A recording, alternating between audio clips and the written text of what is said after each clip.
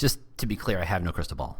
No crystal ball whatsoever. I have coffee, and that sometimes helps, but I wouldn't call it a crystal ball. But that said, apparently I feel emboldened, enabled, supported, and, I don't know, beloved enough, oh, there's a word, to make a prediction. In fact, I'm going to make a couple predictions, but I'm going to do it in a minute or two. We'll be right back.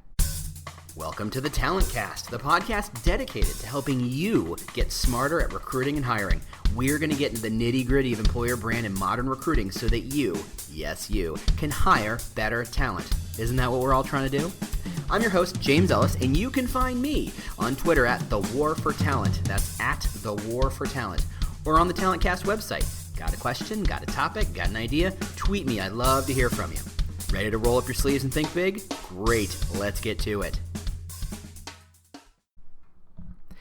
Hey, how you doing? James Ellis here. So, before we get into the fun stuff of 2019, oh my God, there's a number I can't even imagine I'm saying. 2019 predictions, a couple of small things. Actually, one big thing. Let's skip all the standard housekeeping, blah, blah, blah, and let's talk about something I think is actually helpful and important. And if you're listening to this podcast, I think you might feel it that way too. There's this event called the Talent Brand Summit. I went to it last, let's call it July? Yeah, there's some sincerity and confidence with an answer, but I think it was in the summer. It was hot. It was Austin. Very, very hot. But it was a fantastic conference because it really wasn't a conference. It wasn't a conference in that sense that someone stands at the front of the room and says, and spends 45 minutes or an hour telling you some semi-inspirational, semi-bullshit, maybe a tactical rule in there somewhere. Pablum, they stole from a book or stole from somebody else's podcast or blog, and you repeat 8 times. There's a lunch in which you meet 8 whole people who are the people who are sitting at your table that you meet at random, and chances are 5 of them are from the same company, and so you kind of can't figure out how to get a word in edgewise because they're talking inside gossip stuff you have no bearing on. You take a couple notes, you go back to your office, you might feel a little better about things, and then you go, Monday comes and you look at your notes and you go, what the hell am I supposed to do with this? And you go back to your life, and that sucks. It just sucks. This isn't that kind of conference. This is definitely not that conference. There were facilitators and people who kind of led discussions, but frankly, the people on stage were the least interesting part of a larger, complicated, and trust me, I adore some of those people on stage. Some of them are my friends. They did a great job, but that wasn't the thing that made me go, holy crap, this is really interesting. It was everybody around me. It was a table of 8 people who were selected because they had similar interests to what we were talking about within the employer brand space or similar expectations or hopes to get out of that conference. We rotated tables a couple of times. We did a couple of activities that forced us to talk to each other, to get out of our blah, blah, blah standard elevator speech bullshit. It was 2 days of, and I know the joke is it's summer camp for employer brand people, and it kind of felt like it, whether there was axe throwing or not. There was. I didn't do any, sadly. But it was a great conference. Why on earth am I telling you? Because they're doing it again, apparently, in Austin, but this time in the spring when it's probably not going to be quite so hot. In March. Here's the deal. I'm on the board of the organization who is part of managing this event. I don't know why I said part there. They are managing this event, but I'm not managing this event in any way, shape, or form. But I will be attending in March, and here's the deal.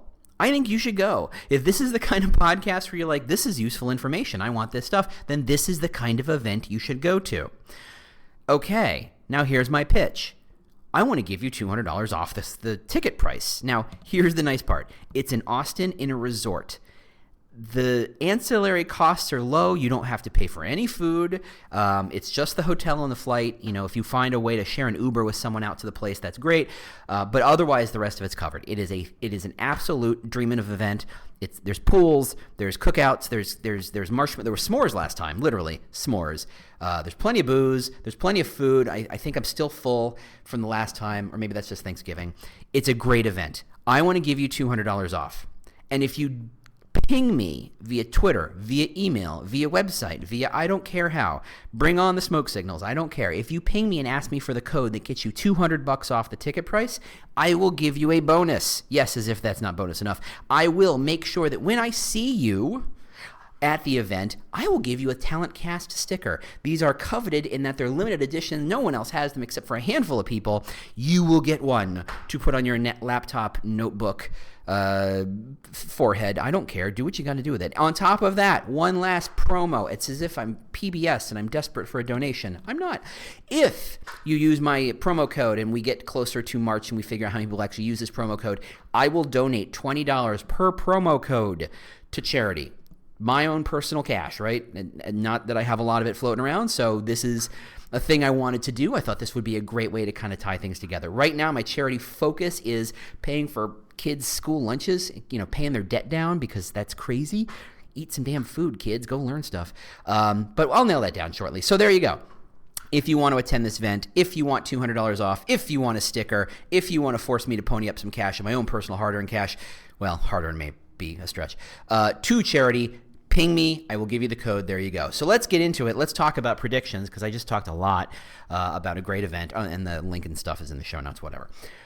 Predictions. Now, I wasn't sure I was going to do predictions, but I kind of tossed one off there on the LinkedIn just to kind of do it because it was kind of like, oh, that seems like a thing. Why, And I threw it out there. It's like 2 sentences, and it got 16,000 views. I swear if you took a 0 off that thing, I'd still be stunned. I don't know what the hell happened there, but it seemed to have legs. It kind of said to me, yeah, I guess I should do a couple predictions here. So here we're going to get into some predictions, and yes, I'll even steal my own prediction from that post, but we'll get to that later. The first one is industry focused. It is the inside baseball. It's the stuff that my friends Chad and Cheese would talk about, and that is the big fight for 2019 is coming. It's coming. 2019 is the year that Indeed and Glassdoor figure out how that marriage works. They figure out how to use each other. They decide on what their strategy moving forward is. They develop the products. They integrate them. Whether they're separate channels, I don't know. But you're going to see, in some capacity, the jobs on Indeed on Glassdoor and the ratings from Glassdoor on Indeed. Or maybe they merge into a single site. Maybe it's IndeedGlassdoor.com. I don't know. Go buy that domain, see if it's available. That'd be fun. Maybe they come up with a third product I've never thought of. But 2019 is the year that bad boy launches, and then it becomes a fight because that's the same time that Google gets serious. Because right now, for whatever reason, Google and Indeed just have decided to fight each other, and I'm loving it. Google is still not kind of cracking the market. It's got so much potential because I feel like they're not investing in it in terms of expecting people to search for things. But I swear, if you search job titles with the word job at the end of it, bam, on Google, there goes Google search engine for jobs, and it's pretty darn good. It's going to start to eat into a lot of margin and a lot of traffic for other career sites. And as you, as a professional, start getting serious about your ATS and figuring out how to get your feeds straight onto Google for Jobs and getting your schemas straight, and go Google that, which is weird, on what I'm talking about. But you got to get your schema straight to make sure it's there. Otherwise, you're going to have to pay somebody else to put them on there, and that's no fun. You have plenty of better uses for that cash. It's going to be a fight. It's going to be Google versus the Indeed Glassdoor monster. And there's a third fight waiting to happen. That is, where does LinkedIn fit into all of this? What is Microsoft going to do? My prediction is that Microsoft isn't going to make any big moves on LinkedIn. It's just going to milk that particular cash cow. It's just going to say, we are going to be the Rolodex of business. Yeah, we'll plug that data into Outlook, and yeah, we'll make it a plugin. We'll stuff, but they're not going to make any sweeping changes on LinkedIn. I will notice, though, based on that prediction I referenced earlier, I took that same prediction and threw it on Twitter, and I got crickets. I think I got 1 like. I put it on LinkedIn. I got 50, 60, 70 likes. I can't remember, but 16,000 views. What the hell's happening at LinkedIn? When I posted my employer brand manifesto, something that was bigger, it was meatier, I was following LinkedIn's rules, I was posting the content within LinkedIn's content production space, right? Their bloggy system. The thing that they say, hey, if you want more people to see it, use our system. I said, great, I want more people to see this. I used your system. And I got I'm going to do the math. I got 900 likes on the manifesto and 4,000 views. But a little tweet that is inside of LinkedIn gets 60 likes and 16,000 views. My thinking is the process by which LinkedIn starts to see and think about content is shifting. If I did what they wanted me to do, and I worked by their content rules, they should have promoted and pushed my manifesto like crazy. It should have tagged every single signal. It's a nice long post. It's nice and meaty. There were lots of names connected to it. There were lots of likes on it. There was lots of sharing. There was lots of conversation. All the things that should signal to LinkedIn, this is an important post. You want to push this out relative to, say, some of the other crap I spew, right? But they didn't. But they saw the tweet, and that thing went crazy. LinkedIn, I think, is changing its strategy. I think it's going to start downgrading. I think it's realizing that its third or fourth partial head nod towards the importance of groups is, just lip service. Groups isn't working. Their content play is going to evolve. It's not going to be about big blog posts, but it's going to be about small chatter. It's going to be a tweet feed. It's going to be a Twitter feed instead of big articles. And I think that shift means they're trying to focus and get people to stay on the platform a little longer. Why? So they can serve them ads that are incredibly expensive. That's the strategy, I think. That's my prediction. I have no insider knowledge about that, whether that's true or not, but based on my experience with it, I think that's their strategy. That's my prediction. What does that mean for you? Well, it means if you're going to buy LinkedIn Recruiter seats, I guess you got to buy LinkedIn Recruiter seats, but the value of ads might be going up, but that's okay because, frankly, what they're charging for ads relative to other things is it's a surprising number. It's a little expensive for me anyway. But that's how I would do it. But that there's lots of cases in which ads make the most sense, and even the expensive ones make a lot of sense in the right cases. The problem is most HR and recruiters don't know how to know which case is which.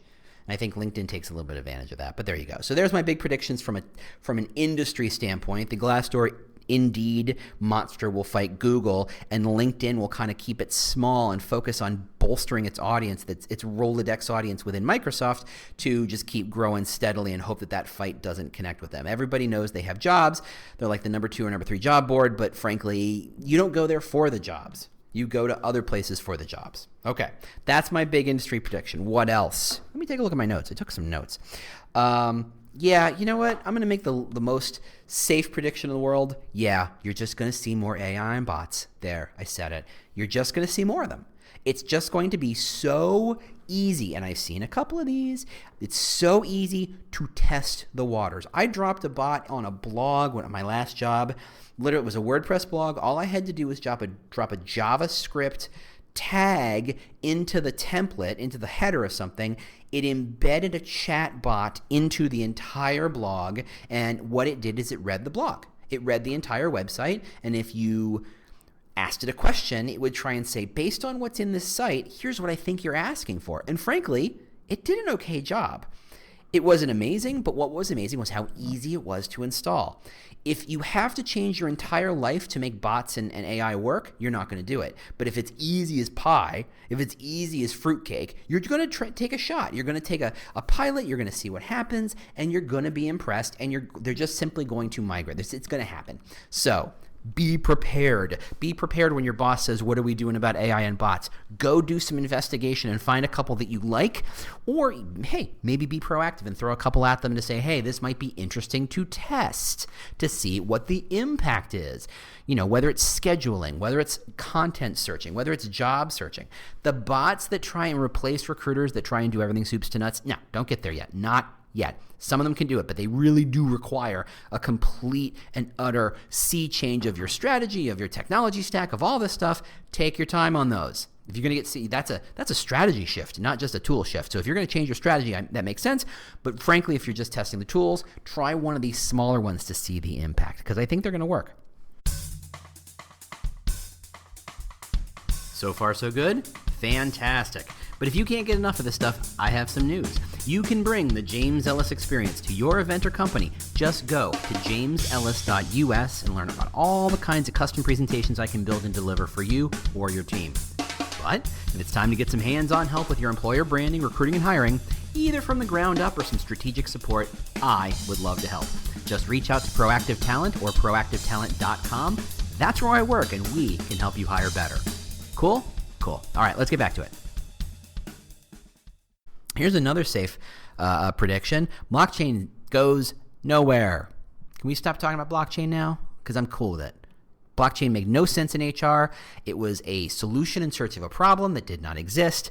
It was something cool over, if you've noticed, Bitcoin has pretty much flatlined. It's going nowhere. It dropped in the spring from its high, and now it's sitting in something boring and not making much change. There's no volatility. No one's really excited about it. You're not going to hear much chitter chatter about it. It doesn't make any sense. It's going to be as exciting as the new version of HTML6 when they come up with that, meaning it's going to be a thing some people use, but you on the outside will never, ever know that you're touching it. Okay? There's my next prediction. Okay, so this is the prediction I made on LinkedIn, and it was, I feel it sincerely. I agree, but I think it hasn't been said. Though, frankly, having put it out there, I saw some interesting responses, and I'll talk about that for a second. The prediction is this is the year a handful of companies get serious and decide, you know what? The reason recruiting is in HR is anachronistic. It is a legacy and a holdover. It is the vestigial result of when the management of hiring people was roughly that of paper pushers, just like what HR can do. What HR, often is relegated to, for better or for worse. It's a whole separate conversation. To my HR people who I love, I'm sorry, that wasn't meant to be antagonistic. But, if your job is to say, collect all the resumes, stick them in a folder, pick 3 and hire them, that makes perfect sense to stick in HR because you can just call it people stuff. Though, frankly, it could just be much clerking as anything else. But when the job of a recruiter is to build relationships, when the job of a recruiter is to have conversations and to source and to understand the subject matter to which they were recruiting, to change and evolve, it doesn't make any sense for them to live in HR anymore. Where are they going to live? Yeah, they could live in marketing. I think that's possible, but I think more likely companies are going to experiment with getting them out from under any HR whatsoever and having a chief talent officer to report directly to the CEO. You can have a chief people officer, and they're managing the people who exist, and there's definitely going to be some crossovers with a chief talent officer, but really it's about how do you manage the talent, not the people, not their benefits, not when you hire and fire them, not the paperwork, not the stuff that keeps you from being sued, but how do you attract and keep talent? I think there's some companies are going to try sticking it under the CEO. Or, alternatively, they'll start sticking it inside the business, meaning it reports to head of sales or it reports to head of product or, one of those things. That's where that's going to live. Why? Because if you're hiring marketers, you should not be beholden to the way HR and recruiting thinks about things, but you should be beholden to your customers, that is, the rest of the marketing team or the rest of the sales team or the rest of the accounting team or whoever you're hiring for. So it might be a messy kind of matrix situation where you have 4 bosses and they're in 3 different teams, but that's where your clients are. That's where recruiting's customers really are. And the better embedded they are in those spaces, the better they're going to be able to recruit.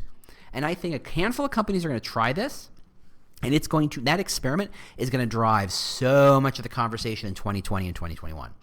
Having posted that, someone said this is actually happening in Europe already, which I think is fascinating, and I can't wait to see how that happens. I'm not thrilled that Europe is, as per usual, taking the reins of employer brand leadership. I'm going to be a little patriotic, if that's the thing I guess I can say, and say that why aren't we doing some of this stuff? Why aren't we pushing the bounds? But apparently, they're going to keep taking the leadership from us, so there you go. So U.S. companies, get up on that. Make that happen. I think it's a real thing. I think there's real power in that, and I think think of in any big company, you've got the HRIS system and all your management of people, and how many of those systems have a recruiting module? Not recruiting software, recruiting plugin, recruiting module, ATS add-on. Man, do you feel like a second-class citizen or what? You're not even part of the software. You're an add-on. You're an, oh yeah, I guess I forgot to add. Or, hey, here's a freebie. Do this. That sucks. Maybe that's half the reason why ATSs are atrocious these days. That's new. But what happens when recruiting and talent has its own ear to the CEO and say, look, we'll integrate with those systems, but we want to pick our own systems. We want to pick systems that allow us to get our story out, to get our message out, to engage in conversations that are tracked, to connect with bots, to connect with tools, to make sure that we're optimized to what we do, not about sheer size, but about how many conversations can we have and how many relationships can we build? How do we activate those relationships? How do we do all the hard work of recruiting before we need to actually recruit the person? That's a whole different system. And the way it is now, if you were beholden to HR who has no power of pocketbook because they're the last in line to get budget money, that kind of thinking never happens. Meanwhile, the company says how incredibly important talent acquisition is, and yet somehow they feed them crumbs. Yeah, that's not maintainable. So I think that's one of the shifts that are going to happen. Next prediction. Okay, going to make a little leap here. I haven't seen this yet, so I think it's going to happen this year, and that is an employer brand campaign is going to win a major marketing or branding award that is not part of the employer branding conversation, meaning there are plenty of great employer brand awards, but there are also branding and marketing awards for consumer side. And I think this is the year somebody really nails one of these campaigns and is nominated and might actually win in the broader consumer marketing, brand marketing space. That we're not relegated to the ghetto of employer brand, we're not relegated to the ghetto of recruiting, that we're not, siloed off into this little subspace that people say, it doesn't matter, that we are not the part of the employer brand or recruitment marketing conversation, that we are truly part of the marketing conversation. I expect this year someone to at least get nominated, and I think given the position that people allow employer brand and recruitment marketing to take, meaning here's an actual person doing actual jobs who has actual emotions and can maybe actually make you actually feel actual emotions. That has more power than here's a clever take on how to sell pizza. Here's a clever take on why you should buy a chair, which is what most of marketing is. They have to rely on that cleverness because it's a chair, it's a soda, it's a cereal, it's a pizza, it's an engagement I'm going to have for about 5.5 seconds. I'm going to enjoy it and walk away and forget about it. But the people allow you to tell a deeper and more meaningful story. We talked about that 2 or 3 episodes about the power of employer brand is actually the brand, right? I think this might be the year in which that really not just makes sense, but is seen as, hey, those employer brand folks, they are smart and they're telling an interesting story that we need to get in on. And I think the awards is the best way you see that. All right, last bit of predictive stuff. It's 3 cups of coffee, people. Come on, give me a break. And that is, so I keep an eye on employer brand jobs that are opening, right? If you don't know, there's the EB hashtag, EB jobs hashtag. They're out there. You can see them. This is an industry small enough that you can see shifts that are happening. But I think you're going to see less people looking for specialists and more people and people looking for managers. I think the market for director level and above titles for employer brand and employer branding and recruitment marketing are going to become more of the norm. Yes, they will also have to hire specialists to enact and support and drive some of the work those they're going to do. But right now, for the most part, man, that's a broad brush, most of the people who are in charge of global employer brand, they sit in a management role, not a director role. And I think that's going to change. I think the company is going to realize that the shift in thinking and the evolution, the catalyst for all the good stuff that's going to happen in recruitment marketing and in recruiting happens in employer brand. It happens because of employer brand. And so they're going to want to feed that catalyst. They're going to give them that catalyst the most fuel. And one of the ways you do that is to elevate the title and say, look, this isn't a role filler. This is a choice in strategy. You pick and choose to put someone in a director role, and you fill director roles at a strategic level. You don't say the job is X, so we'll put someone who knows how to do X. What you say is, we don't quite know what the job is going to do, so we're going to pick someone who can tell us what the job should be. That's really the difference between a director and a manager, right? Manager just manages what's given and maybe has 10% of their time is dictating, hey, have we thought about this? Or how do we expand this? And kind of having good, smart, strategic conversations. The director's job inverts that. Most of their time is about saying, look, if we break the concept of what you want this role to do down into how do we extend our reach and making sure more people see more of our message and absorb it in a way that actually aligns with our stuff, that has to be at a higher level. That has to be at a conversation which they actually get to see the CEO and they actually get to talk to leadership now and then. And that doesn't happen in a manager's role. It can't, right? I've always made the joke, and I think I've made it here at least twice, that as an employer brand manager, if I was actually responsible for all the things that I could impact, I'd be the CEO, and I wasn't.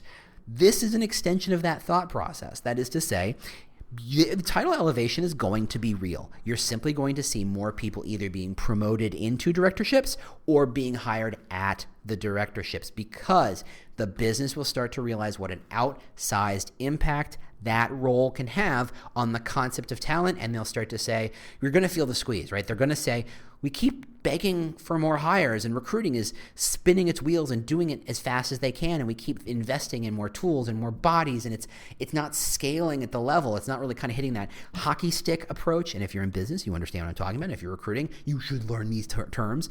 But to have that kind of inclination change where the hockey stick kind of goes up a lot more, as the sense is, as you put more bodies on, you get X percentage more value. The goal is not to have it, that becomes a linear scale. For every recruiter you add on, you get 10%, you get X percent more value.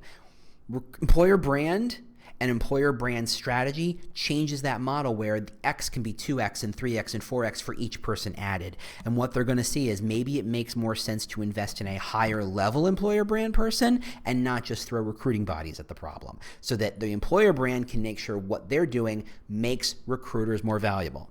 That's how businesses think, right? That's how they should be approaching these problems. And I think this is the year you start to see that. And it manifests itself in title elevation, right? That's what I think it is. Okay, so let's sum it up. And that is, first off, Indeed and Glassdoor. They will kind of finally merge and have a clear direction in mind. They will fight Google for jobs. It'll be fantastic. Those will be the two big job boards duking it out, and everybody else can kind of fight over the crumbs. And one of those crumb fights is going to be LinkedIn, because they're not job board dependent.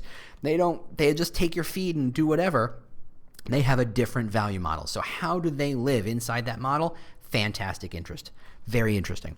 Second, AI on bots. Time to just pick one. Try it out. Do it. See how it works for you. It's just too easy to not do it, and the impact potentially could be huge.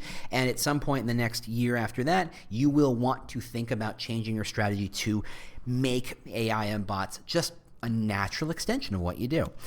3, blockchain is stupid. Moving on. 4, pulling recruiting and employer brand out of HR and moving it either closer to the business or more connected to leadership. I really think a couple companies are going to do that for real. Then the next one is first marketing award, either for nomination or a win. I think that's pretty serious. And then finally, title elevation. Lots more directors and senior directors coming up. I think that's my money. But of course, I make exactly no money and win nothing from these predictions. So there you are. Enjoy my grain of salt. That said, if you're looking for my kind of help, either to come to your event and speak and tell you guys, hey, let's try a different way. I had a great time at a client 2 weeks ago, really sparking their business managers, their hiring managers, and their recruiters. We had a great 2-hour conversation. Hope to talk to them more. If you just want straight up consulting help, go to employerbrand.consulting. That's who I am. That's where I am. Come find me, see what we can do, and let's find a way to work together. That said, coming up on the end of year, I'm not sure what I'm talking about for the rest of the year. I got a couple ideas, but they need to germinate and gestate, and I got a big project coming out soon, assuming I can finish it this year, because, we talked about it. December gets quiet.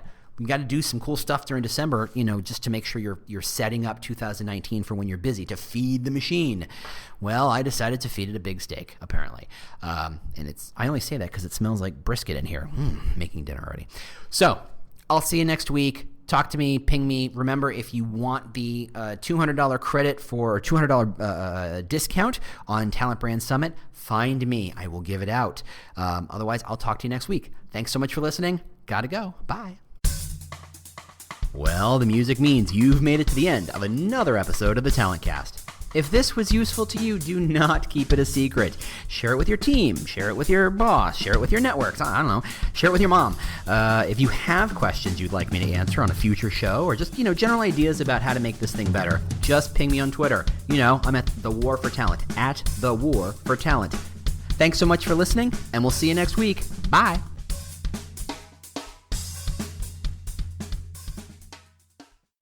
The world's best-known investor and Wall Street expert Warren Buffett once said, "Wall Street is the only place that people ride to in a Rolls-Royce to get advice from those who take the subway." Mr. Buffett's quote is remarkably accurate, but how many people would rather receive advice from him than someone simply guessing? Welcome to Buy, Hold, Sell, your single source for Wall Street knowledge and profitable guidance. Please join me, Todd Schoenberger, and fellow trader Tobin Smith, as well as host Veronica Dudo, for a podcast known to move the needle for investors. Tobin and I are seasoned Wall Street executives with deep investment experience, and we are prepared to share our advice to those who choose to listen. Download Buy, Hold, Sell today on the Evergreen Podcast Network or your favorite podcast channel.